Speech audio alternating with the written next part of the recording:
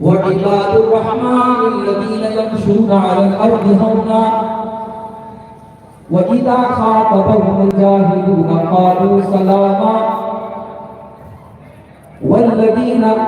والذين يبيتون لربهم سجدا وقياما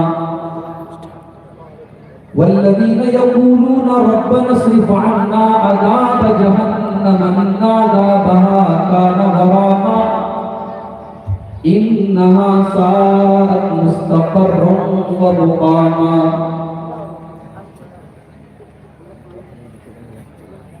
صدق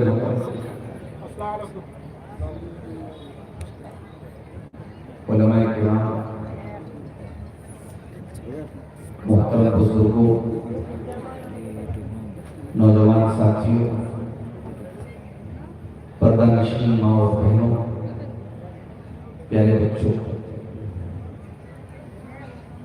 آج کا یہ پروگرام ہمارے عزیز بھائی محمد ارشاد انصاری صاحب کے طرف سے ان کے زیر اہتمام، ان کی سرپرستی میں منعقد ہوا. بڑا خوبصورت پروگرام ہے.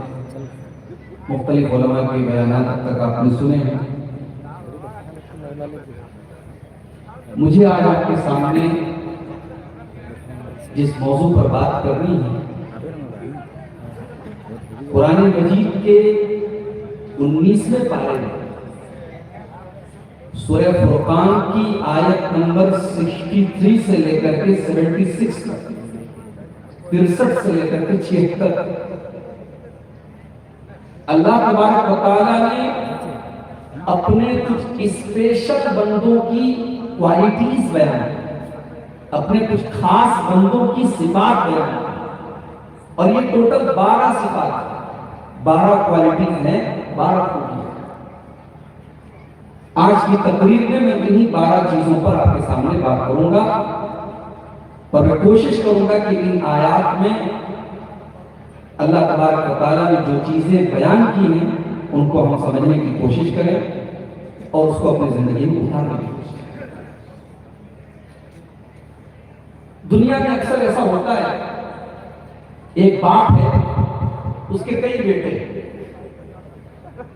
لیکن ایک بیٹا ایسا ہوتا ہے جو بڑا لائق ہوتا ہے، باپ کی خدمت کرتا ہے، باپ کو خوش رکھتا ہے، باپ کی بات مانتا ہے. تو باپ کبھی کبھی فخر سے کہتا ہے میرا بیٹا تو فلاں ہے. اس کا یہ مطلب نہیں ہوتا کہ باقی 4 بیٹے اس کے بیٹے نہیں ہیں، اس کے سارے بیٹے ہیں، مگر حقیقت میں وہ باپ جس بیٹے سے خوش ہے اس کو اپنا بیٹا کہہ کر کے وہ خوشی محسوس کرتا ہے اور کہتا ہے میرا بیٹا تو ہے. یہ مثال اپنے ذہن میں آپ رکھیے. اب آپ قرآن کریم کا 19واں پارہ کھولیے، سورہ فرقان کی آیت نمبر 63 سے آپ پڑھنا شروع کریں. وَعِبَادُ الرَّحْمَنِ الَّذِينَ يَمْشُونَ عَلَى الْأَرْضِ هَوْنًا. رحمان کے بندے وہ ہیں جو زمین کے اوپر نرم چال چلتے ہیں، جن کی چال کے اندر عاجزی ہوتی ہے، انکساری ہوتی ہے، تواضع ہوتی ہے، جو تکبر نہیں کرتے، جو گھمنڈ نہیں کرتے، جو اہنکار نہیں کرتے، جو بڑکپن نہیں دکھاتے. وَعِبَادُ الرَّحْمَنِ الَّذِينَ يَمْشُونَ عَلَى الْأَرْضِ هَوْنًا. غور کیجیے بھئی، رحمان کے بندے تو سب ہیں. مشرک بھی رحمان کا بندہ ہے، مسلمان بھی رحمان کا بندہ ہے، جو اللہ کو مانتا ہے وہ بھی اللہ کا بندہ ہے، جو اللہ کو نہیں مانتا وہ بھی اللہ کا بندہ ہے. مگر اللہ نے یہاں کچھ خاص لوگوں کا ذکر کیا، کچھ اسپیشل لوگوں کا ذکر کیا. گویا اللہ تعالیٰ یہ بتا رہا ہے میرے بندو، یہ 12 چیزیں اگر تم اپنے اندر پیدا کرو، یہ 12 کوالٹیز اپنے اندر تم پیدا کرو، تو تم حقیقت میں میرے بندے بن جاؤ گے، میرے خاص بندے بن جاؤ گے، میری اسپیشل بندے بن جاؤ گے. وَعِبَادُ الرَّحْمَنِ الَّذِينَ يَمْشُونَ عَلَى الْأَرْضِ هَوْنًا. اور ان اسپیشل بندوں کی پہلی پہچان یہ ہے جو زمین کے اوپر نرم چال چلتے ہیں، وہ تکبر نہیں کرتے، وہ گھمنڈ نہیں کرتے. اللہ کو گھمنڈ پسند ہے، نہ دولت کا گھمنڈ، نہ کرسی کا گھمنڈ، نہ عزت کا گھمنڈ، نہ اسٹیٹس کا گھمنڈ، اللہ کو گھمنڈ پسند ہے۔ حدیث قدسی میں اللہ تعالیٰ فرماتا ہے الکبریاء رداء، تکبر میری چادر ہے، تکبر مجھے سوٹ کرتا ہے۔ تو حقیر بندہ ہے، حقیر پانی کے کپڑے سے پیدا ہوا انسان ہے، تو تکبر کرتا ہے، تجھے کس بات کی اکڑ ہے، تجھے کس بات کا غرور ہے؟ تکبر انسان کو سے کی اس دنیا میں پہلا گناہ جو ہوا تکبر کی وجہ سے۔ ابلیس نے سجدہ نہیں کیا آدم علیہ السلام کو، کیوں نہیں کیا؟ قال انا خیر منہ خلقتنی من نار وخلقتہ من طین، اے اللہ میں آدم کو سجدہ کیسے کر سکتا ہوں؟ آدم تو مٹی سے پیدا ہوئے، میں آگ سے پیدا ہوا ہوں۔ آگ تو اونچی ہوتی ہے، مٹی تو نیچی ہوتی ہے، ایک اونچی چیز ایک نیچی چیز کو سجدہ کیسے کر سکتا؟ ابلیس نے دو بڑے گناہ کیے، پہلا گناہ تکبر کیا، گھمنڈ کیا، اور دوسرا گناہ اللہ کا حکم آ جانے کے بعد لاجک استعمال کیا۔ اللہ کا حکم آ گیا تو بس اس کے بعد اف بٹ اگر مگر چون چرا نہیں۔ ایمان والا اللہ کے حکم کے آگے لاجک نہیں کرتا کہ یہ حکم کیوں ہے، ہم کیوں اس پر عمل کر رہے ہیں۔ اللہ کا حکم ہے، ثابت ہے، میں مانتا۔ ابلیس نے سب سے پہلے لاجک کا استعمال کیا، اس نے کہا میں سجدہ کیوں کروں؟ آدم تو مٹی سے پیدا ہوئے، میں آگ سے پیدا ہوں، میں آدم کو سجدہ کروں۔ تکبر اللہ کو پسند نہیں۔ ایک بہت بڑا تکبر کرنے والا قارون تھا، اتنی دولت تھی قارون کے پاس کہ قرآن کہتا ہے ماں ان مفاتیحہ لتنوء بالعصبۃ اولي القوہ، اس کے خزانوں کی کنجیاں بڑے بڑے پہلوان بڑی مشکل سے اٹھاتے، خزانے نہیں، خزانے کی کنجیاں، خزانے کی چابیاں بڑے بڑے پہلوان، اتنی دولت تھی قارون۔ قارون کو اپنی دولت پر ناز تھا۔ قال انما اوتیتہ علی علم، قارون نے کہا کہ یہ دولت تو میرے علم کی بدولت مجھے ملی ہے، میرے ٹیلنٹ کی بدولت مجھے ملی ہے، میری نالج کے ذریعے مجھے ملی ہے۔ یہ بھی بہت بڑی غلط فہمی ہے انسان کو۔ انسان یہ سمجھتا ہے کہ یہ دولت میرے ٹیلنٹ سے ملی ہے۔ بڑے بڑے ٹیلنٹ والا رکشہ چلا رہا صاحب، دولت آپ کے ٹیلنٹ کے بیس پر نہیں ملتی ہے، دولت آپ کے دماغ پر کی بنیاد۔ بڑے بڑے دماغ اور بڑے بڑے دانشور آج سڑکوں پر ٹھوکریں کھا رہے، اور بڑے بڑے بیوقوف آج کروڑوں اور اربوں میں کھیل رہے۔ دولت کی تقسیم آپ کی عقل، آپ کی نالج کی بنیاد پر نہیں۔ قارون نے کہا یہ دولت مجھے میرے علم کی بدولت ملی ہے۔ اللہ کا اچھا فَخَسَفْنَا بِهِ وَبِدَارِهِ الْأَرْضَ، اللہ نے قارون کو اور قارون کے محل کو زمین کے اندر بسا دیا۔ خسکم جہاں قارون کا کام ختم، ساری دولت زمین کے اندر، سارا محل زمین۔ تکبر اللہ کو پسند نہیں ہے میرے بھائی، تکبر اللہ کو پسند۔ فرعون کو بھی بڑا تکبر تھا اپنی حکومت کے اوپر۔ موسیٰ علیہ السلام سے کہتا ہے حاذی الانہار تجری من تحتی، اے موسیٰ تم کیا مجھ سے باتیں کرتا ہے؟ یہ دیکھ میری کتنی وشال حکومت ہے، یہ بڑی بڑی نہریں میرے نیچے بہ رہی ہیں، یہ بڑی بڑی ندیاں میرے نیچے بہ رہی ہیں۔ فرعون کو اپنی ندیوں پر ناز تھا، فرعون کو اپنی نہروں پر ناز تھا۔ اللہ نے فرعون کو اسی ندی میں ڈبا ڈبا کے مار دیا، اور جب فرعون مرنے لگا تو اللہ کے اوپر ایمان لے آیا۔ اللہ نے کہا الآن وقد عصیت من قبل، اے فرعون موت کو اپنے سامنے دیکھ کر کے ایمان اگر کوئی لے آئے تو اس کے ایمان کا کوئی مطلب نہیں ہے۔ فرعون جب ڈوب رہا تھا تو ایمان لیا، کہ میں ایمان لاتا ہوں۔ اللہ نے کہا نہیں، اب تیرے ایمان لانے کا کوئی مطلب نہیں۔ اور جب فرعون مر گیا اللہ نے فرمایا کہ اے فرعون ہم تیری باڈی کو، تیرے شریر کو باقی رکھیں گے۔ فَالْيَوْمَ نُنَجِّيكَ بِبَدَنِكَ لِتَكُونَ لِمَنْ خَلْفَكَ آیَةً، اے فرعون ہم تیرے شریر کو، تیری باڈی کو بچا کر کے رکھیں گے تاکہ آنے والی نسلیں دیکھے تکبر کرنے والوں، گھمنڈ کرنے والوں کا انجام کیا ہوا ہے۔ تکبر مت کرو. اور جانتے ہو تکبر کرنے والوں کو سزا کیا ملے؟ یہ دوا پی لیتا ہوں بہت تیز سمجھ میں.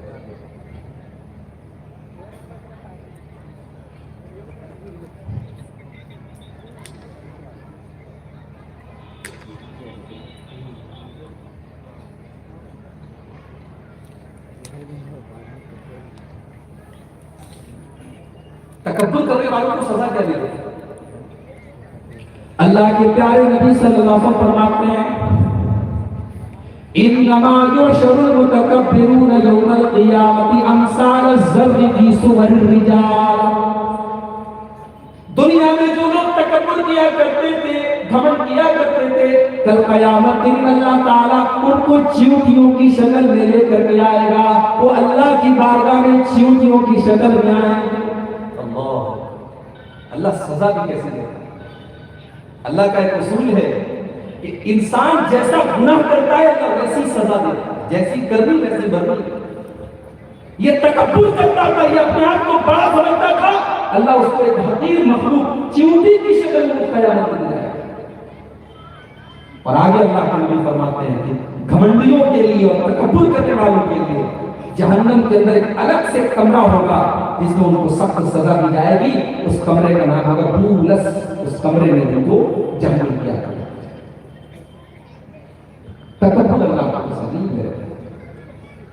مال کا تکبر، علم کا تکبر، شہرت کا تکبر، خبردار اپنے دل سے تکبر کرے گا.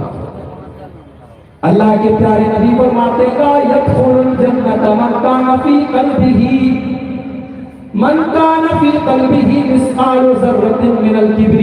جس کے دل میں ذرہ برابر تکبر ہوگا وہ جنت میں نہیں جا سکتا. صحابہ ڈر گئے. اے اللہ کے نبی، ہم تو یہ چاہتے کہ ہمارا کپڑا اچھا ہو، ہم یہ چاہتے ہمارا جوتا اچھا ہو. اگر ہمارا کپڑا اچھا ہے اور ہم سے کوئی غریب آدمی ہماری نظر کے سامنے سے گزرا، ہو سکتا ہے کہ ہمارے دل میں کچھ بڑپن کا احساس پیدا ہو جائے. اور آپ تو کہہ رہے ہیں کہ رائی کے دانے کے برابر بھی تکبر ہو کر کوئی انسان جنت میں نہیں جا سکتا. اللہ کے پیارے نبی نے فرمایا او میرے صحابہ، اچھا کپڑا پہننا کوئی گناہ کا کام نہیں ہے، اچھا جوتا چپل پہننا کوئی گناہ کا کام نہیں ہے. ان اللہ جمیل یحب الجمال. اللہ تعالیٰ خوبصورت اور خوبصورتی کو پسند کرتا ہے.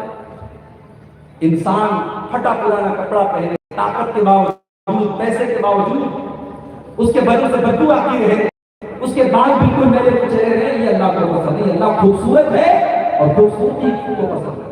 شریعت کے دائرے میں رہ کر، شریعت کی حد میں رہ کر انسان اپنے آپ کو خوبصورت بنا کر کے مینٹین کر کے رکھے، یہ شریعت کی. تو پھر تکبر کیا ہے؟ اللہ کے پیارے نبی نے تکبر کا مطلب بتایا. الکبر بطر الحق وغمط الناس. تکبر یہ ہے، گھمنڈ یہ ہے کہ حق بات کو دیکھ کر کے بھی نہ مانا جائے اور لوگوں کو حقیر سمجھا جائے، لوگوں کو حقیر مانا جائے. یہ ہے تکبر. تو رحمان کے بندوں کی پہلی پہچان کیا ہے؟ وہ زمین پر بڑھنا چاہتا ہے. دوسری پہچان وَإِذَا خَاطَبَهُمُ الْجَاهِلُونَ قَالُوا سَلَامًا. رحمان کے اسپیشل بندے، رحمان کے خاص بندے جاہلوں کے منہ نہیں لگتے، وہ جاہلوں کو سلام کر کے گزر جاتے ہیں. ایسا بھی ہو سکتا ہے. آپ قرآن کی آیت پڑھیں، آپ اللہ کے پیارے نبی کی حدیث پڑھیں، سامنے والا آپ کو گالی سے جواب دے تو آپ کیا کریں گے؟ گالی کے جواب میں گالی دیں گے؟ نہیں صاحب، السلام علیکم کہہ کر کے گزر جائیں گے. جاہل کا جواب خاموشی. جاہلوں کے بری لگتی اللہ کے خاص بندے. اللہ کے پیارے نبی مکہ کی گلیوں میں چلتے تھے، اسلام کی تبلیغ کرتے تھے. آپ کا چچا ابو لہب آپ کے پیچھے پیچھے چلتا تھا. جب آپ کسی کو اسلام کی دعوت دیتے تھے، آپ کا چچا لوگوں سے کہتا تھا اس کی باتیں نہ سنو، یہ شاعر ہے، یہ جادوگر ہے، یہ جھوٹا ہے، یہ پاگل ہے. اللہ کے نبی کبھی اپنے چچا کو پلٹ کر کے جواب بھی نہیں دیتے. اللہ کے نبی نے جاہل کا جواب کبھی جہالت سے. اللہ کے پیارے نبی صحابہ کے ساتھ بیٹھے ہوئے ہیں. یہودیوں کی ایک جماعت گزری، انہوں نے اللہ کے نبی کو سلام کیا، کہا السلام علیکم. اے محمد تم پر نعوذ باللہ موت آ جائے. السلام علیکم کے بجائے انہوں نے السلام علیکم کہا۔ اما عائشہ نے سن لیا، جو نبی سے پیار کرے گا وہ نبی کی توہین ہوتے ہوئے کیسے گوارا کر لے گا، وہ نبی کی بے عزتی کیسے گوارا کر لے گا۔ اما عائشہ سے برداشت نہیں ہوا، اما عائشہ نے فرمایا وعلیکم السلام واللعنت، اے یہودیو تم پر موت آئے، تم پر اللہ کی لعنت آئے، تم پر اللہ کی پھٹکار برسے۔ اللہ کے پیارے نبی نے فوراً حضرت عائشہ کو سمجھایا، اے عائشہ محرم یا عائشہ، اے عائشہ دھیرج رکھو، اے عائشہ صبر رکھو، اے عائشہ اطمینان رکھو، اے عائشہ اتنے تیش میں آنے کی کیا بات ہے، اللہ تعالیٰ نرمی کو پسند کرتا ہے، اپنے اندر نرمی لے آؤ۔ اما عائشہ نے فرمایا اے اللہ کے نبی شاید آپ کو پتہ نہیں، انہوں نے آپ کو سلام نہیں کیا تھا، انہوں نے آپ کو السلام علیکم کہا تھا، انہوں نے آپ کے لیے موت کی بد دعا کی تھی۔ اللہ کے پیارے نبی نے فرمایا اے عائشہ میں نے سنا تھا اور میں نے جواب بھی دے دیا تھا، جب انہوں نے السلام علیکم کہا تھا تو میں نے جواب میں کہا تھا وعلیکم تم پر بھی آ جائے، تم میرے لیے اگر موت کی بد دعا کر رہے ہو تو وہ موت تمہارے اوپر چلی جائے۔ میرے نبی کئی انداز گالی کے جواب کی گالی آپ نے، اور آج کا مسلمان ماشاءاللہ اسی نبی کے محبت کے نام پہ بڑا بڑا بینر لگاتا ہے اور ایک مسلک کا نام لے کر کے کہتا ہے فلاں مسلک والے حرامی ہیں، اس طریقے کا بینر بھی سوشل میڈیا پر وائرل ہے۔ یہ آج کا مسلمان نبی کی محبت کے نام پہ، جس نبی کی محبت کے نام پر آج اتنی گری ہوئی حرکت کی جا رہی ہے، اس نبی نے کبھی اپنی زبان سے گالی کا جواب نہیں کیا۔ وَإِذَا خَاطَبَهُمُ الْجَاهِلُونَ قَالُوا سَلَامًا، رحمان کے بندے جاہلوں کا کے منہ نہیں رکھتے، وہ جاہل کا جواب سلام سے دیتے ہیں، وہ جاہل کا جواب دے کر کے آگے بڑھ جاتے ہیں۔ دو چیزیں ہو گئی، 12 چیزیں مجھے بیان کرنی ہے، آگے بڑھتے ہیں۔ نمبر 3 والذین یبیتون لربہم سجدا وقیاما، اور اللہ کے خاص بندے رات رات بھر سجدہ کرتے ہیں اور رات رات بھر قیام کرتے ہیں، وہ تہجد کی نماز پڑھتے ہوئے قیام اللیل کرتے ہیں۔ او لوگوں تہجد کو کون پوچھے، آج تو مسجد مرثیہ کھا ہے کہ نمازی نہ رہے، آج تو ہر گاؤں کے اندر مسجدیں موجود ہیں مگر ان مسجدوں کو آباد کرنے والا کوئی نہیں ہے۔ آج ہمارا نوجوان رات کو 2 بجے تک موبائل میں بزی ہے، فیس بک پر بزی ہے، انسٹاگرام پر بزی ہے، اسے اتنی فرصت کا ہے کہ وہ حی علی الصلاۃ کی اذان کا جواب دے کر وہ مسجد میں آئے۔ رحمان کے بندے تہجد پڑھتے ہیں، راتوں کو اللہ کی عبادت میں جاتے ہیں۔ میرے پیارے ساتھیوں، یہ تہجد کی نماز بھی کیا نماز ہے، دنیا بستروں پہ سو رہی ہے، اللہ کا بندہ اٹھتا ہے، دنیا نیند کی آغوش میں لیٹی ہوئی ہے اور اللہ کا یہ بندہ اپنا بستر چھوڑ کر کے اللہ کی بارگاہ میں کھڑا ہو جاتا ہے، یہ اللہ کو یاد کرتا ہے، یہ اللہ کی بارگاہ میں آنسو بہاتا ہے۔ اس نماز کی ویلو کیا ہے، اس نماز کی قدر کیا ہے، ذرا قرآن کی سورہ سجدہ اٹھاؤ۔ اللہ فرماتا ہے تتجافى جنوبهم عن المضاجع يدعون ربهم خوفا وطمعا ومما رزقناهم ينفقون۔ اللہ فرماتا ہے میرے نیک بندے اپنے بستروں سے الگ ہو کر کے اللہ کی سے دعائیں کرتے ہیں، تہجد کی نماز پڑھتے ہیں، دنیا سے چھپ کر کے وہ یہ نماز پڑھتے ہیں، اور جب وہ دنیا سے چھپ کر کے نماز پڑھتے ہیں تو ہم جنت میں ان کو وہ نعمتیں دیں گے جو دنیا کو پتہ بھی نہیں ہے۔ فَلَا تَعْلَمُ نَفْسٌ مَّا أُخْفِيَ لَهُم مِّن قُرَّةِ أَعْيُنٍ جَزَاءً بِمَا كَانُوا يَعْمَلُونَ۔ جو دنیا سے چھپ کر کے عبادت کرے اللہ اس کو وہ نعمت دے گا جس کو دنیا نے سوچا بھی نہیں ہوگا، اللہ اس کو وہ ریوارڈ دے گا، وہ بدلے گا۔ تو رحمان کے بندے تہجد پڑھتے ہیں، رات رات پر سجدے اور قیام کرتے ہیں۔ یہاں تو 5 ٹائم کی نماز پڑھنے کی فرصت نہیں ہے، نہ نوجوان پڑھ رہا ہے، نہ بوڑھے پڑھ رہے ہیں، نہ بچے پڑھ رہے ہیں، نہ عورتیں پڑھ رہے ہیں۔ اور دعویٰ سب کا ہے کہ صاحب ہم نبی کے چاہنے والے ہیں، نبی پر جان دینے والے ہیں۔ جس نبی سے محبت کا دعویٰ کرتے ہو اس نبی کو نماز سے اتنا پیار تھا، اللہ کے پیارے نبی صلی اللہ علیہ وسلم فرماتے ہیں جو قرۃ عینی فی الصلاۃ، نماز میری آنکھوں کی رہتے ہیں. نماز کا ٹائم ہوتا تھا, اللہ کے پیارے نبی حضرت بلال سے کہتے تھے یا بلال ارحنا بالصلاۃ, اے بلال جلدی سے اذان دے دو تاکہ نماز پڑھ کر کے محمد کے دل کو سکون مل جائے. اس نماز سے اللہ کے نبی کو اتنی محبت تھی کہ اپنے آخری ٹائم میں جب اللہ کے پیارے نبی کی زبان سے الفاظ نہیں نکل رہے تھے, آپ کی زبان سے صحیح طریقے سے حروف ادا نہیں ہو رہے تھے, ام حبیبہ کہتی ہیں آپ کے ہونٹ ہل رہے تھے, میں نے کان لگایا کہ دیکھو اللہ کے پیارے نبی کیا فرماتے ہیں. آخری ٹائم میں اللہ کے پیارے نبی کی زبان سے یہ الفاظ نکل رہے تھے الصلاۃ الصلاۃ وما ملکت ایمانکم, او لوگوں نماز کی پابندی کرو, او لوگوں نماز کی پابندی کرو, وہ لوگوں اپنے غلاموں کا خیال کرو. میرے نبی کو اپنے آخری ٹائم میں نماز کی, امت کو نماز کی فکر کرو. نماز چھوٹتی ہے کوئی مسئلہ نہیں. میرے بھائیوں, کتنے لوگ اپنی دکانوں پر بیٹھے, اپنے کارخانوں میں بیٹھے, اپنے کاروبار کی جگہوں پر بیٹھے ہیں, اذان کی آواز ان کے کانوں تک آ رہی ہے لیکن وہ مسجد میں نہیں جاتے. یہاں تو اللہ کے نبی کے پاس ایک اندھے صحابی آتے ہیں, اے اللہ کے نبی میں اندھا ہوں, میں چھڑی کے سہارے مسجد تک آتا ہوں, مسجد میرے گھر سے دور ہے, بڑی پریشانی ہوتی ہے, بارش کا موسم آتا ہے, مسجد تک پہنچنے میں بڑی دقت ہوتی ہے, اے اللہ کے نبی کا میں گھر پر نماز پڑھ سکتا ہوں. اللہ کے نبی نے کہا ٹھیک ہے تم گھر پہ نماز پڑھ سکتے ہو. صحابی جانے لگے, پھر اللہ کے نبی نے واپس بلایا, آپ نے پوچھا هل تسمعون النداء, کیا تم اذان کی آواز کو سنتے ہو, کیا تمہارے کانوں تک اذان کی آواز جاتی ہے؟ ہاں اے اللہ کے نبی میرے کانوں تک اذان کی آواز آتی ہے. آپ نے فرمایا فعجب, جب اذان کی آواز تمہارے کانوں تک آتی ہے تو تمہیں مسجد میں آنا پڑے گا, تم جماعت نہیں چھوڑ سکتے, تمہیں مسجد میں آ کر کے جماعت سے نماز پڑھنا پڑے گا. یہ نماز وہ عبادت ہے اور جسے تہجد کی نماز کا چسکا لگ جائے اللہ اس کے دل کو روشن کرے. اللہ کے خاص بندے راتوں کو تہجد پڑھتے ہیں. والذین یبیتون لربہم سجدا وقیاما, اللہ کے اسپیشل بندے رات میں تہجد پڑھتے, رات رات بھر سجدہ کرتے, رات رات بھر قیام کرتے. لیکن تہجد پڑھنے کے باوجود بھی ان کو اس بات پر کوئی غرور نہیں ہے, کوئی گھمنڈ نہیں ہے کہ میں بہت بڑا عبادت گزار ہوں, تہجد پڑھتا ہوں.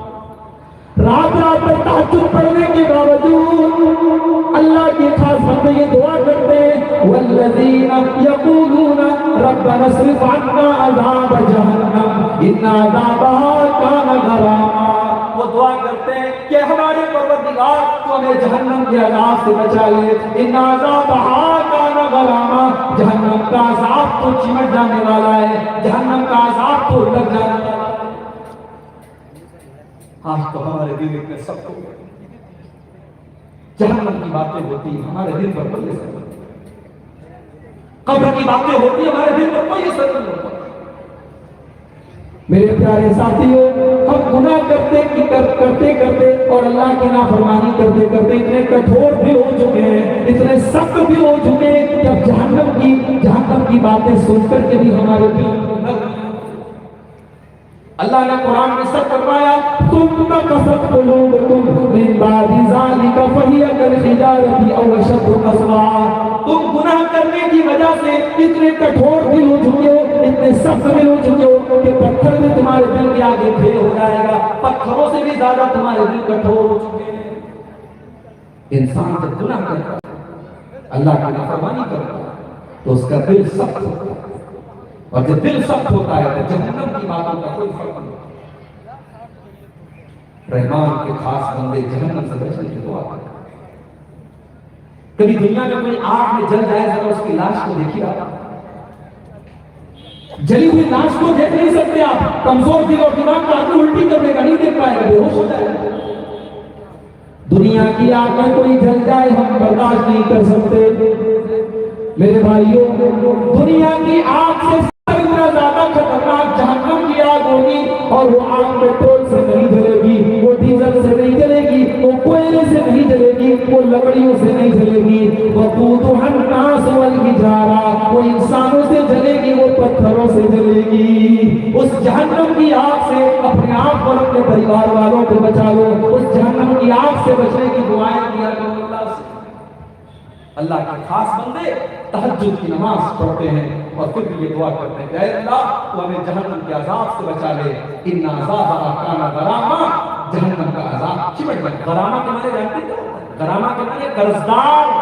कर्जदार जो होता है, जो किसी को कर्जा देता है और फिर कर्जा उससे मांगने जाता है तो उसको पकड़ लेता है कि तू मेरा कर्जा वापस कर। अरबी में उसके लिए गराम का लफ्ज़ इस्तेमाल होता है। अल्लाह कह रहा है कि जहन्नम का अज़ाब गरामा, जिस तरीके से कर्ज देने वाला कर्जदार का दामन पकड़ लेता है, बल्कि आप भी जहन्नमी को पकड़ लेने वाली है और जहन्नमी को छोड़ देना।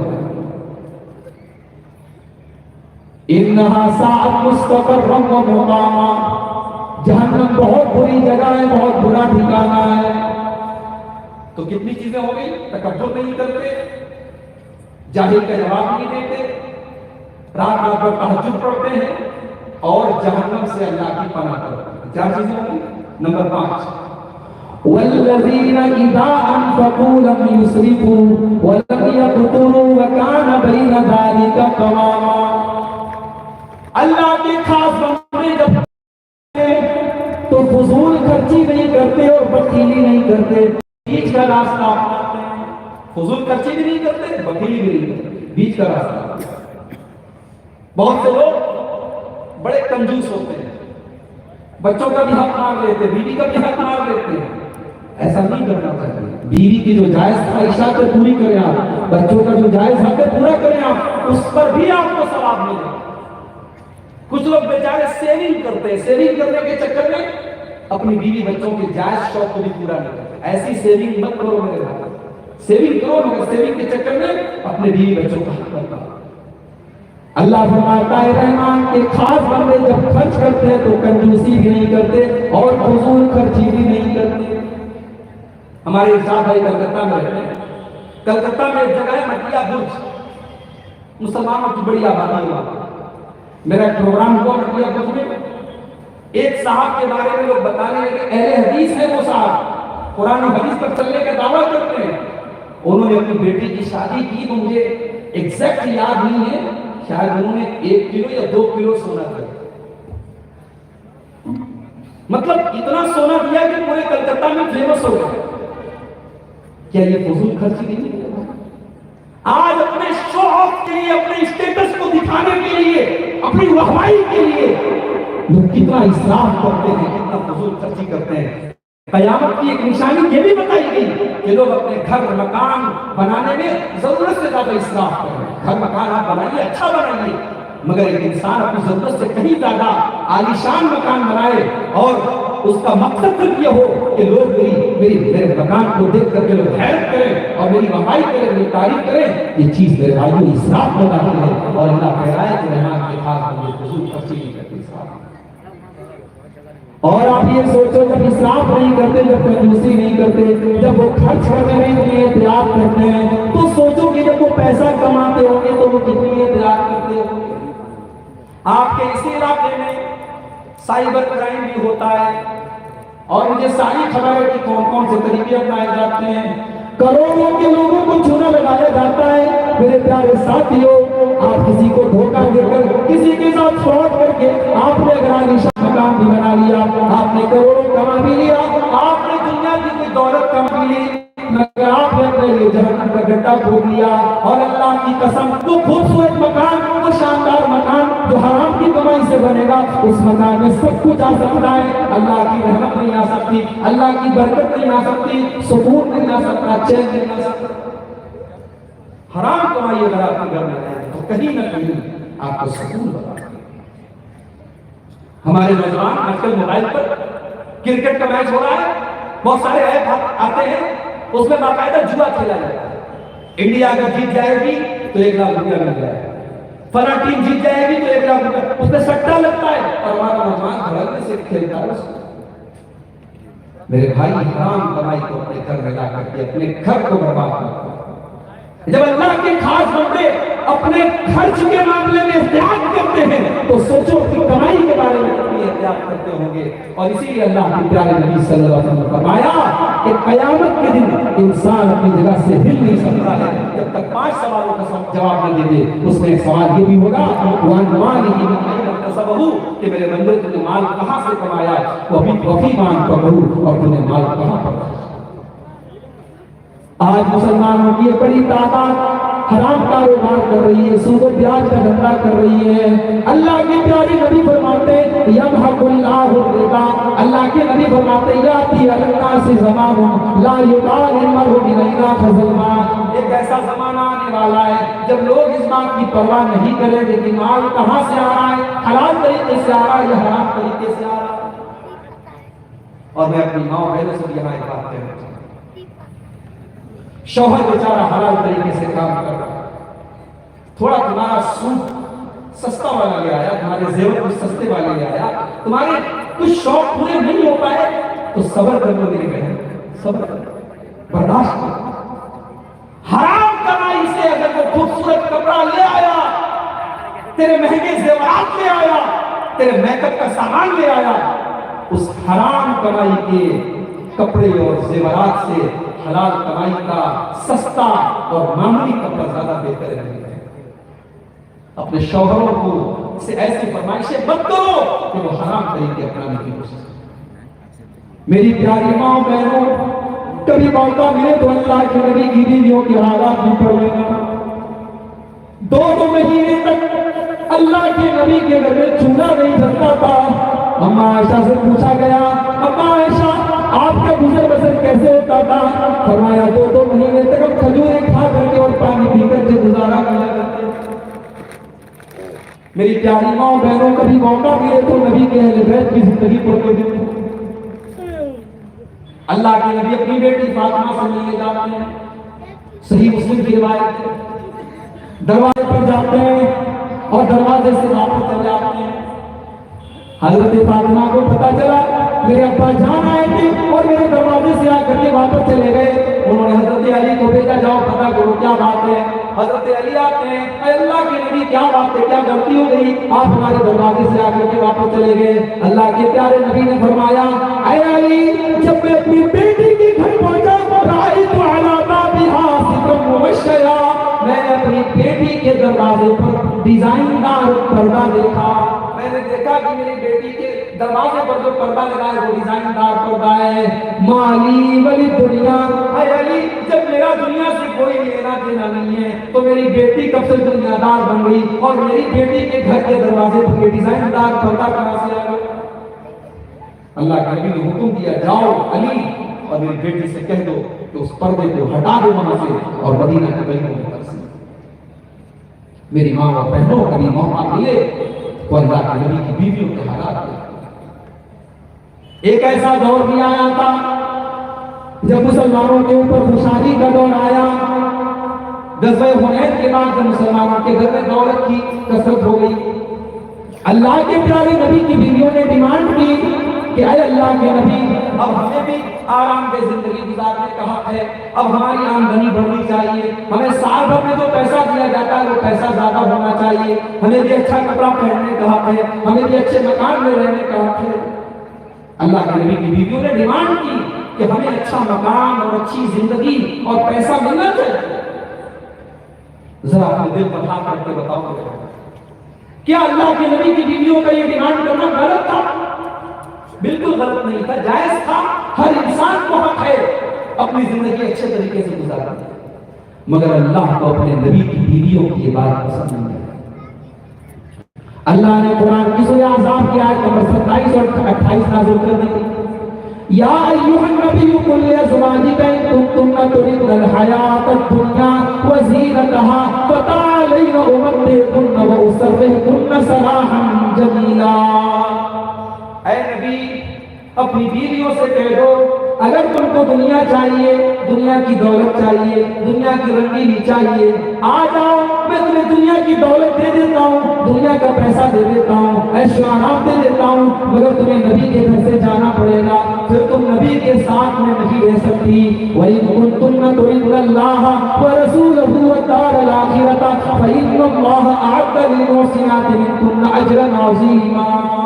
اور اے نبی کی بیویوں، اگر تم اللہ سے پیار کرتی ہو، رسول سے پیار کرتی ہو اور آخرت میں گھر بنانا چاہتی ہو تو تم نیکی کا کام کرتی رہو اور نبی کے ساتھ پریشانی اٹھاتی رہو، تمہیں آخرت میں پورا ثواب ملے گا۔ جب یہ آیت نازل ہوئی، اللہ کے نبی اپنی بیوی حضرت عائشہ کے پاس آئے اور کہا عائشہ، تو قرآن کی جو آیتیں ہیں، اللہ تم کو چوائس دے رہا ہے، چاہو تو تم دنیا کی دولت لے لو اور چاہو تو اپنے نبی کے ساتھ لے لو۔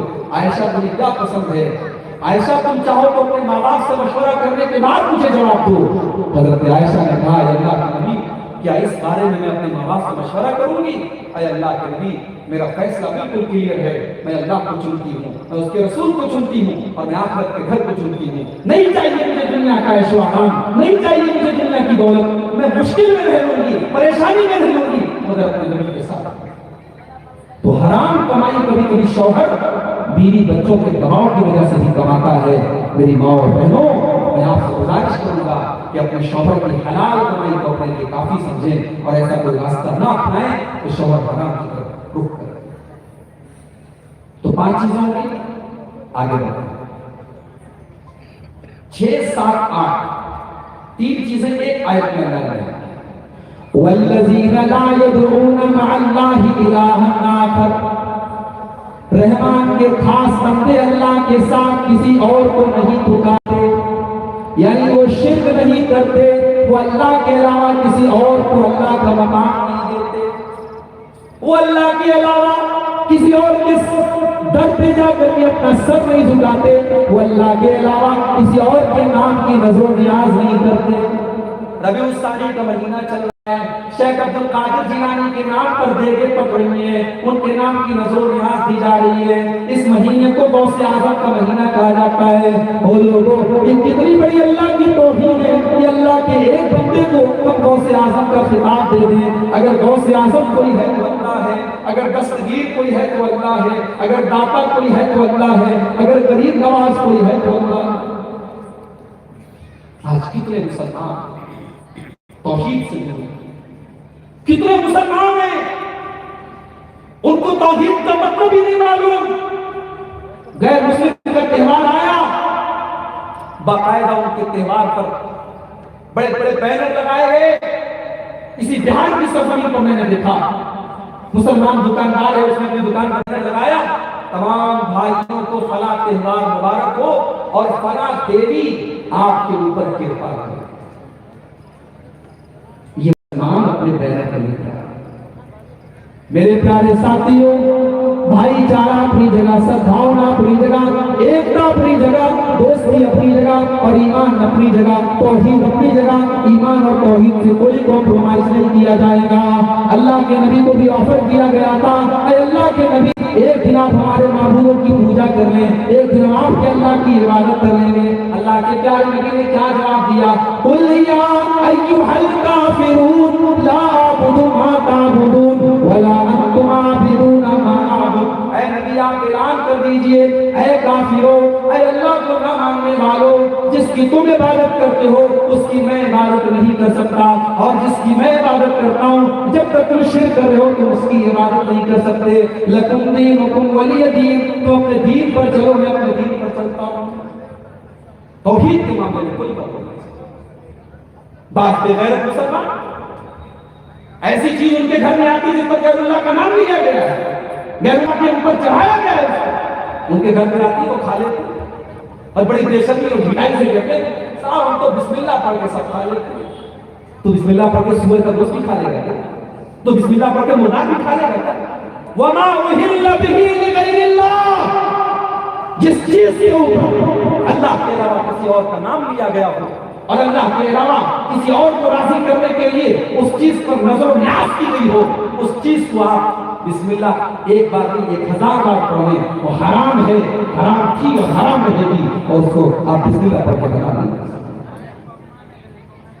تو یہ اللہ کے خاص بندے توحید کے معاملے میں کوئی کمپرومائز نہیں۔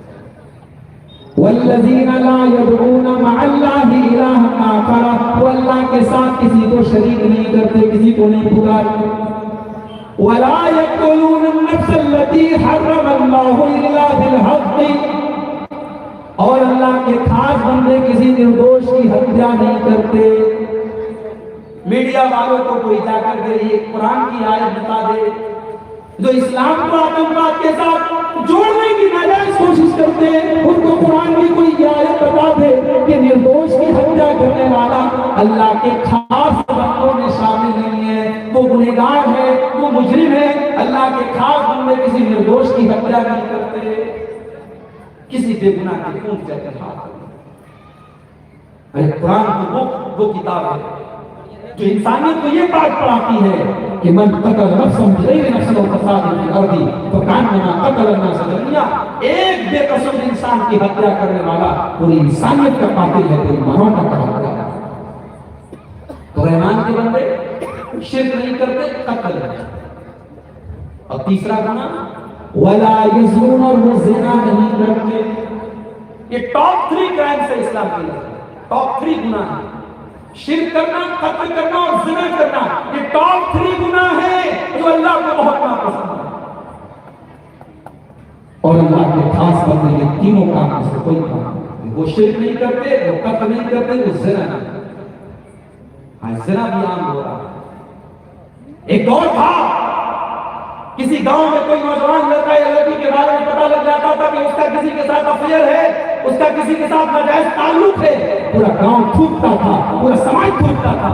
آج تو اسٹیٹس سمبل بن گیا صاحب، آج تو نوجوان لڑکوں کے یہاں اسٹیٹس سمبل بن گیا کہ میری اتنی گرل فرینڈ ہے، میں تو اتنی لڑکیوں سے باتیں کرتا ہوں، میرے تو اتنے تعلقات ہیں اتنی لڑکیوں سے۔ اتنا بے غیرت ہو گیا ہمارا مسلمان، اور اس بے غیرتی کے ذمہ دار ہم سب ہیں۔ مجھے اچھی طریقے سے معلوم ہے کہ آپ کے اس علاقے میں بھی شادی بیاہ میں کون کون سی رسمیں ہو رہی ہیں۔ آپ نے نکاح جیسے مقدس رشتے کو جب مشکل بنا دیا، لڑکوں کی شادی کی عمر ہو گئی، لڑکیوں کی شادی کی عمر ہو گئی، آپ نے جہیز کے نام پر، آپ نے بارات کے نام پر، آپ نے منگنی کے نام پر اور آپ نے رسموں کے نام پر جب نکاح کو مشکل بنا دیا تو زنا کا آپ کے 500 روپے میں جب آپ حلال کے طریقے کو مشکل بنائیں گے تو حرام کا طریقہ آسان ہوتا چلا جائے گا۔ میرے پیارے ساتھیوں، نکاح کو آسان بناؤ، نکاح کو آسان بناؤ۔ غریبوں کے، غریب باپوں کے سینے پر ان کی جوان بیٹیاں آج بوجھ بن گئی ہیں۔ غریب باپ بیچارہ جس کے گھر میں 4 بیٹیاں ہیں وہ وقت کے پہلے بوڑھا ہو جاتا ہے، اس سوچ میں وہ گھلتا رہتا ہے کہ میں اپنی بیٹی کی شادی کہاں سے کروں گا، میں ان کے جہیز میں یہ رسم و رواج ہم نے بنانا ہے۔ میرے نبی کی شریعت میں کوئی جہیز نہیں، کوئی بارات نہیں، کوئی منگنی نہیں۔ میرے نبی کی شریعت میں کوئی پھالتو رسم و رواج نہیں ہے۔ رسم و رواج کی بندروں سے نکلو میرے بھائی۔ اگر اللہ کہہ رہا ہے کہ میرے خاص بندے زنا نہیں کرتے تو آپ زنا کو اتنا مشکل بنا دو کہ زنا کرنے کے پہلے 1000 بار ولا یزنون، اللہ کے خاص بندے زنا نہیں کرتے۔ غور کیجیے، اسلام نے زنا کرنے کے تمام راستوں کو بند کر دیا، عورت کو حکم دیا ولا یبدین زینتہن، عورت گھر سے پھر پردہ نہ نکلے۔ مرد کو حکم دیا وَقُلْ لِلْمُؤْمِنِينَ يَغُضُّوا مِنْ أَبْصَارِهِمْ، اے ایمان والے مردوں جب تم راستے میں چلا کرو تو اپنی نگاہوں کو نیچے رکھو۔ مرد کو حکم دیا نگاہ کو نیچے رکھو، عورت کو حکم دیا کمرے میں نکلو۔ اس کے بعد عورت کو حکم دیا کہ وہ غیر محرم کے ساتھ اکیلے میں نہ جائے، تنہائی میں نہ جائے، چاہے وہ انسان، وہ آدمی اپنے دور کا سب سے متقی اور پرہیزگار آدمی ہو، اور وہ عورت دنیا کی سب سے متقی عورت ہو، تب بھی اگر ایک مرد اور ایک عورت اگر اکیلے میں رہیں گے، اللہ کے نبی نے فرمایا الا وثالثهما الشیطان، وہاں پہ تیسرا شیطان ضرور ہے۔ جوان بیٹی آپ کی ٹیوشن پڑھانے والا ماسٹر آیا، ٹیچر آیا، آپ نے تنہائی اس کو پرووائڈ کر دی۔ آپ کا وہاں پر رہنا، یا تو آپ کوشش کریں اگر جوان لڑکی ہے تو ٹیچر کوئی لیڈی ٹیچر، اور اگر مجبوری ہے کوئی جینٹ ٹیچر پڑھا رہا ہے تو خبردار آپ اس ٹیچر پر بھروسہ کر کے تنہائی میں اپنی بیٹی کے ساتھ اس کو بیٹھنے مت دیں۔ کتنے واقعات ہو چکے ہیں میرے بھائیوں اس طریقے کے کیس میں، معاملہ بہت ہے۔ شریعت کا ہر حکم اپنے اندر بڑی حکمت ہے۔ ارے قرآن میں تو اللہ تعالیٰ نے عورت کو دوپٹہ رکھنے کا طریقہ بھی بتایا، فرمایا وَلْيَضْرِبْنَ بِخُمُرِهِنَّ عَلَىٰ جُيُوبِهِنَّ، اے مسلمان عورتوں تو اپنے دوپٹوں کو اپنے سینے پر رکھا کرو، اپنے سسر کے سامنے، اپنے بھائی کے سامنے، اپنے باپ کے سامنے، اپنے محرم رشتے دار کے سامنے بھی تمہارا دوپٹہ جہاں تہاں نہیں ہونا چاہیے، تمہارا دوپٹہ تمہارے سینے پر ہونا چاہیے۔ یہاں تک فرمایا وَلَا يَضْرِبْنَ بِأَرْجُلِهِنَّ لِيُعْلَمَ مَا يُخْفِينَ مِنْ زِينَتِهِنَّ، اے مسلمان عورتوں جب تم گھر میں چلا کرو تو اپنے پاؤں کو زمین پر زور زور سے مار کے نہ چلا کرو، تمہارے پائل کی جھنکار بھی غیر مردوں کے کام تک نہ پہنچے۔ جو اسلام اس بات کی اجازت نہیں دیتا کہ عورت کے پائل کی آواز غیر مرد کے کان تک پہنچے، اسلام اس بات کی اجازت دے گا کہ عورت سچ کر سمجھ کر لپسٹک لگا کر کریم اور فاؤنڈیشن اور پاؤڈر لگا کر اور دنیا بھر کی میک اپ کر کے اور خوبصورت کپڑے پہن کر وہ بے پردہ گھر سے نکلے۔ میرے بھائیوں ان چیزوں پر ہمیں اولاد کو کنٹرول کرنا پڑے گا، اگر ہم نے کنٹرول نہیں کیا تو زنا کے راستے کھلتے چلے جائیں گے۔ اللہ نے فرمایا رحمان کے خاص بندے زنا نہیں، شرک نہیں کرتے، قتل نہیں کرتے اور زنا نہیں۔ وَمَن يَفْعَلْ ذَلِكَ يَلْقَ أَثَامًا، اور جو شرک کرے گا، جو زنا کرے گا، جو قتل کرے گا وہ بہت بڑا گنہگار ہے۔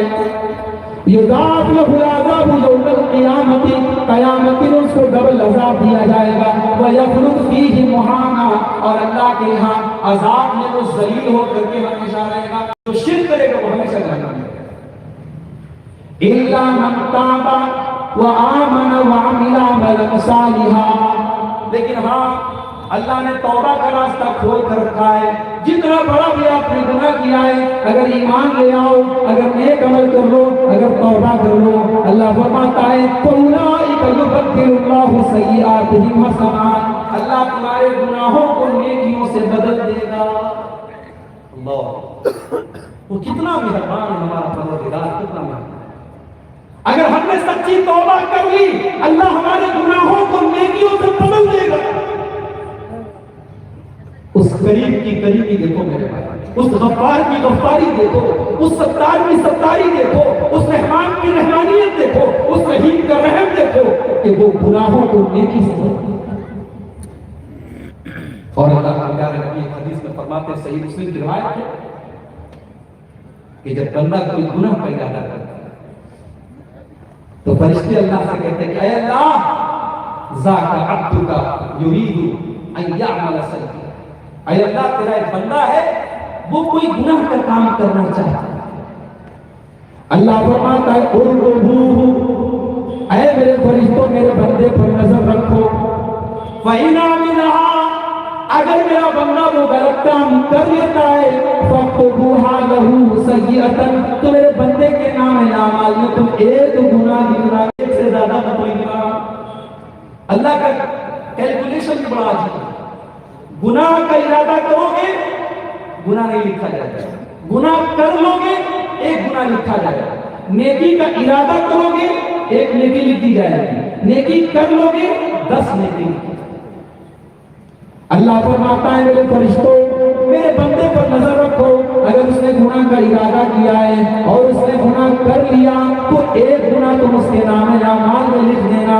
وَإِن تَرَكَهَا، اور اگر میرا بندہ وہ گناہ کا کام نہیں کرتا ہے، اس کو چھوڑ دیتا ہے فَاكْتُبُوهَا لَهُ حَسَنَةً، تو میرے بندے کے نام اعمال میں تم ایک نیکی لکھ دو۔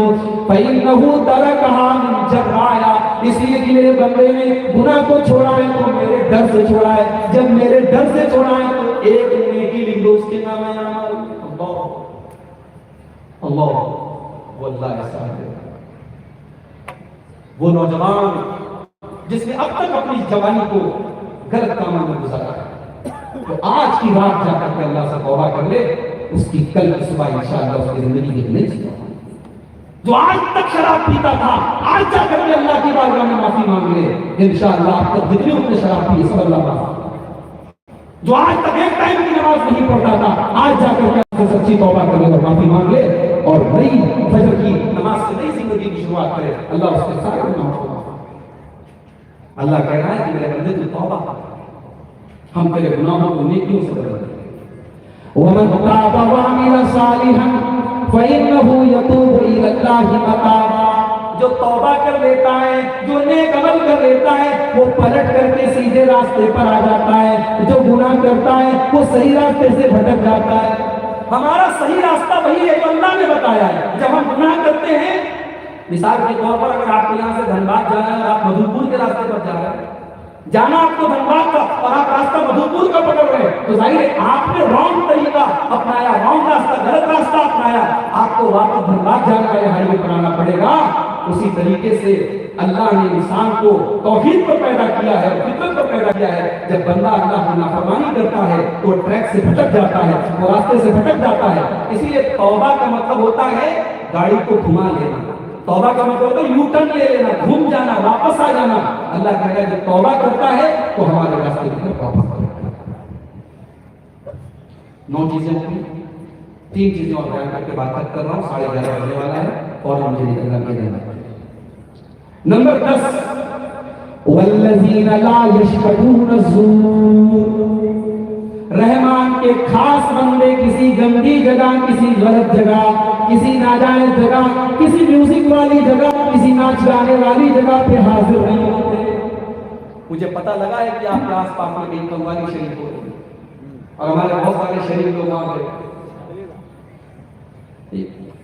میں کیا بولوں، یہاں قرآن و حدیث کی بات ہو رہی ہے، یہ نہیں، اس میں مزہ نہیں آ رہا ہے۔ ادھر چلو، کہیں کہیں تو میں نے دیکھا کہ ایک طرف قوال ہوتا ہے اور ایک طرف قوالہ ہوتی ہے، اور دونوں میں مناظرہ ہوتا ہے۔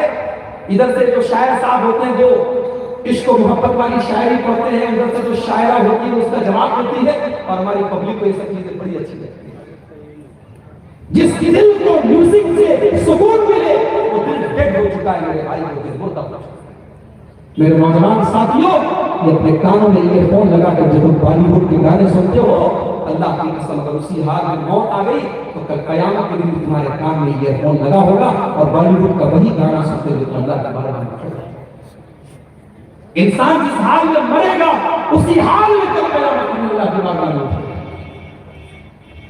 اللہ تعالیٰ فرما رہا ہے والذین لا یشهدون الزور، رحمان کے خاص بندے گانے بجانے کی محفل میں شامل نہیں ہوتے، میوزک میں شامل نہیں ہوتے، ناچ گانے میں شامل نہیں ہوتے، شرک کی مجلس میں شامل نہیں ہوتے، شرکیات تہواروں میں شامل نہیں ہوتے۔ مسلمان لڑکی کالج میں جا رہی ہے، غیر مسلموں کا تہوار آیا، ان کے تہوار میں اس نے باقاعدہ ان کے ساتھ شامل ہوئی اور ان کے سارے مذہبی کاموں میں جس نے بھی شرکت کی اور بڑے فخر سے کہتی ہے اس میں کیا مسئلہ ہے، اس میں کیا حرج ہے، ان کا تہوار کا تو کیا حرج ہے، وہ ہمارے تہوار پر ہمارے گھر میں سمیع کھانے آتے ہیں، ہم ان کے تہوار میں شامل ہو گئے تو کیا بات، تہوار کی مبارکباد دینا ایک الگ بات ہے اور تہوار میں شامل ہونا ایک الگ بات۔ بھائی آپ کے باپ کو کوئی گالی دے، آدمی بڑا اچھا ہے، بڑا شریف ہے، بڑا نیک ہے، بڑا ایماندار ہے، لیکن آپ کے باپ کو گالی دے، آپ کیا کریں گے؟ آپ اس کا ہاتھ پیر چھوئیں گے کہ ارے آدمی بہت اچھا ہے، آپ معاف نہیں کریں گے، ساتھ ہی میرے باپ کو گالی دیتا ہے۔ شرک کرنے والا اللہ کو گالی دیتا ہے، ایک مشرک اللہ کی توہین کرتا ہے، اور آپ شرک کو انڈر اسٹیمیٹ سمجھ رہے ہیں، شرک کو آپ ہلکا بنا سمجھ رہے ہیں، آپ شرکیہ تہوار میں شامل ہو رہے ہیں۔ شرم آنی چاہیے ہماری بہنوں کو اور ہمارے بھائیوں کو جو شرکیہ تہواروں میں شامل ہیں۔ والذین لا یشهدون الزور، رحمان کے خاص بندے اس طریقے کی چیزوں میں شامل ہیں۔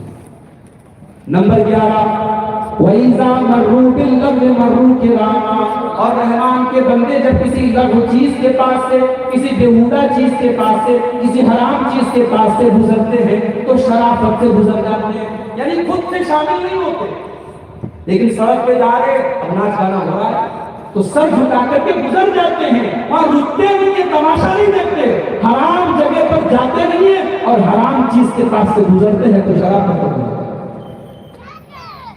نمبر 11، والذین اذا ذکروا بآیات ربہم لم یخروا علیہا صما وعمیانا، اور رحمان کے خاص بندوں کے سامنے جب اللہ کی آیتیں پڑھی جاتی ہیں وہ اندھے اور بہرے ہو کر کے گر نہیں جاتے۔ قرآن کی آیت پڑھی جاتی ہے وہ غور کرتے ہیں، اندھے اور بہرے بن کر کے قرآن پڑھتے ہیں۔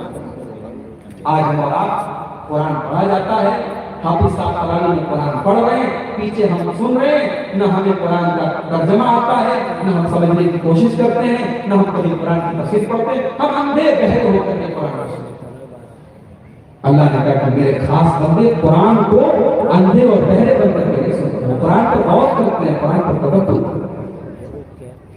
اور آخری چیز، والذین یقولون ربنا هب لنا من ازواجنا وذریاتنا قرۃ اعین، رحمان کے خاص بندے اللہ سے دعا کرتے ہیں کہ اے ہمارے پروردگار، تو ہمارے بچوں کو، ہماری بیوی کو، ہماری ناکوں کی ٹھنڈک بنا دے۔ عبداللہ ابن عباس نے بڑی پیاری بات کی، بڑی پیاری بات کی۔ عبداللہ ابن عباس رضی اللہ تعالیٰ عنہ کہتے ہیں کہ مسلمان اور مومن کے بچے اور بیوی اس کی آنکھوں کی ٹھنڈک تب بنتے ہیں جب وہ نیکی کا کام کرتے ہیں، جب وہ اطاعت کا کام کرتے ہیں، اللہ کو راضی کرنے والا کام کرتے ہیں۔ بیٹا، باپ اپنے بیٹے کو فجر کی نماز میں پہلی صف میں دیکھتا ہے، باپ کا دل پاک ہوتا ہے۔ ماں اپنی بیٹی کو گھر سے پردے میں نکلتا ہوا دیکھتی ہے، ماں کا دل پاک ہوتا ہے۔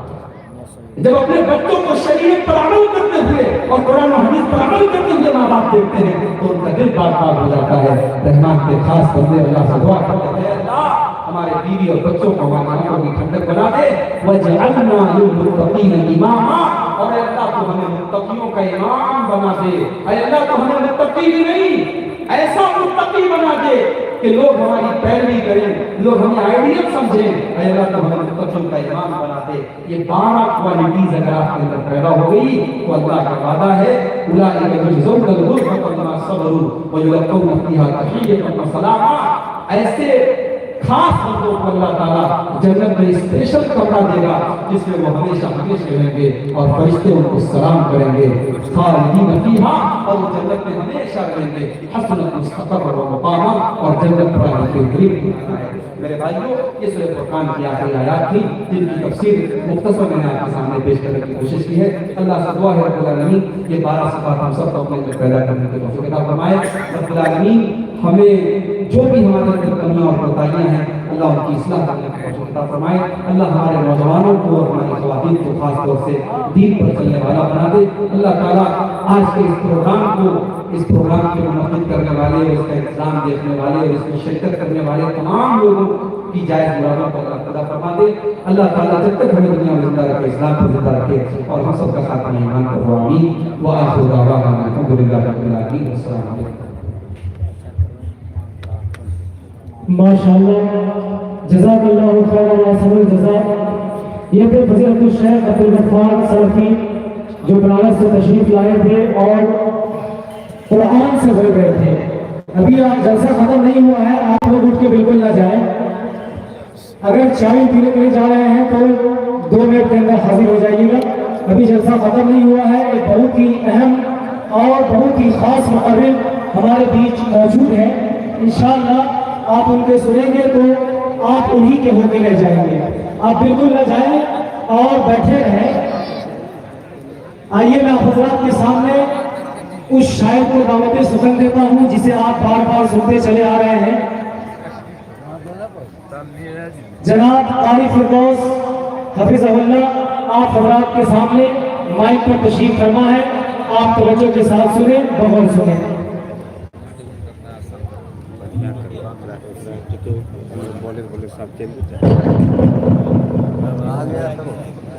ٹویٹ گیا ہو حضرات جانے کی فضا بالکل نہ بنائیں، یہاں موجود رہے۔ انشاءاللہ ابھی ایک سے ایک مقرر حضرات باقی ہے اور جو سامنے کی جگہ خالی ہو رہی ہے پیچھے والے حضرات سے گزارش کی جاتی ہے کہ آپ سامنے کی جگہ کو پر کر لیں، پیچھے نہ رہیں۔ پیچھے رہیں گے تو پیچھے ہی ہمیشہ رہ جائیں گے، آگے بڑھ جائیں، آگے جگہ کھائی ہے ان کو پور کر لیجیے۔ پھر جو باقی حضرات جو گئے ہیں وہ چائے میں پی کر اگر آنا ہوگا تو پیچھے کی جگہوں پر بیٹھیں گے۔